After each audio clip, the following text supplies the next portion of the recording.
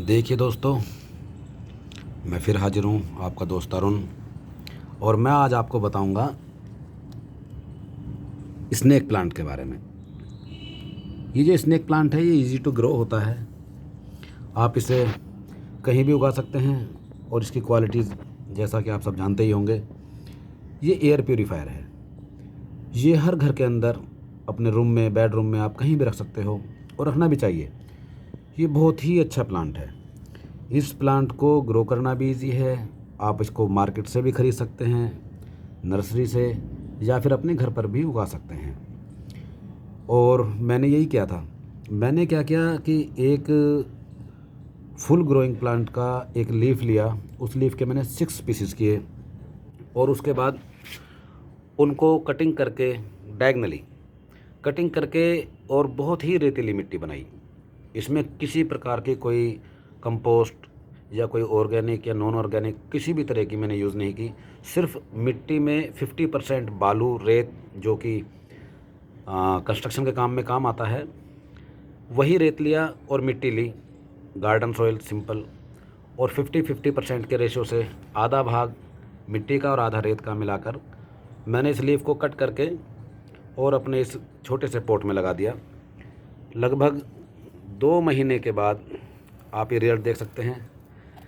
In leaves से ये छोटे छोटे बेबी प्लांट निकल आए हैं। एक प्लांट जैसा कि आप देख पा रहे हो ये रहा, एक प्लांट ये रहा। इसके अलावा 4 बहुत ही छोटे बेबी प्लांट भी इसमें आने शुरू हो चुके हैं, जैसा कि आप बिल्कुल साफ साफ देख सकते हो। 1 2 3 और ये 4। और जल्दी ही अब ये भी बड़े हो जाएंगे, क्योंकि ये जो बेबी प्लांट है ये भी इसी लीफ से बना है, इसकी रूट से निकल के आया है। तो ये बेबी प्लांट अब लगभग, मैं आपको हाथ से इशारा करके दिखाता हूँ, ये लगभग 4 इंच, ये 4 इंच का बेबी प्लांट ये तैयार हो चुका है। तो ये फुल साइज़ लीफ थी। इस लीफ को मैंने 6 पीसेस में कट किया था।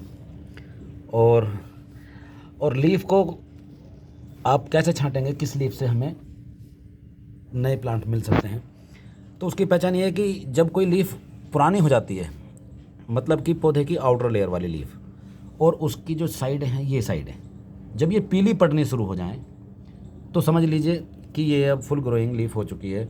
आप इसकी कटिंग करके और इस तरीके से गमले में लगा सकते हैं। इसको लगाने के बाद आपका कुछ पेशेंस रखना पड़ेगा, सब्र करना पड़ेगा।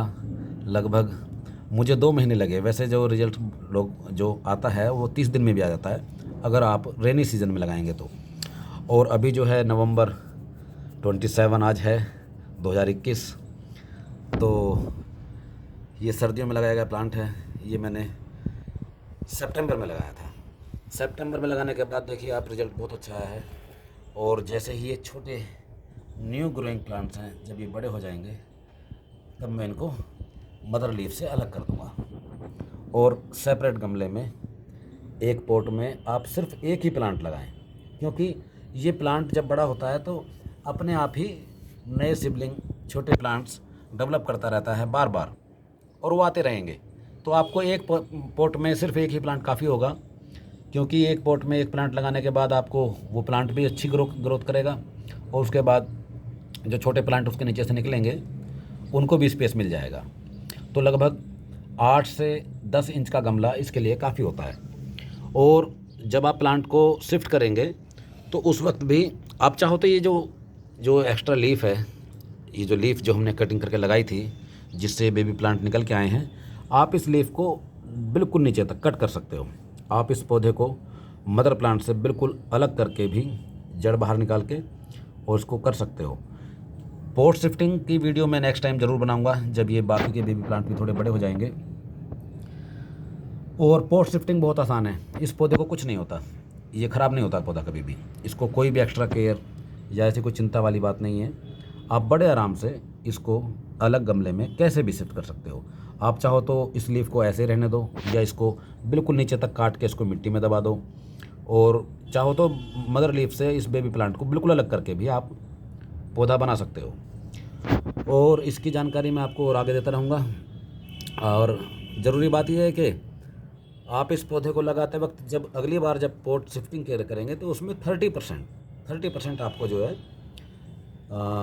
बालू रेत का इस्तेमाल करना होगा और 70% अपनी garden soil, simple garden soil. आप चाहो तो इसमें कोई कंपोस्ट थोड़ा बहुत अगर डालना चाहो तो डाल सकते हो। बाकी इसको किसी भी तरह की न्यूट्रिशंस की एक्स्ट्रा आवश्यकता नहीं होती है। ये बहुत कम सूरज की रोशनी के, बहुत कम रोशनी में भी रह सकता है। आप इसको इंडोर लगा सकते हैं और हफ्ते या 2 हफ्ते में एक बार इसको 2-3 घंटे की सुबह की धूप दिखा दीजिए। इतना ही इस प्लांट के लिए काफ़ी होता है।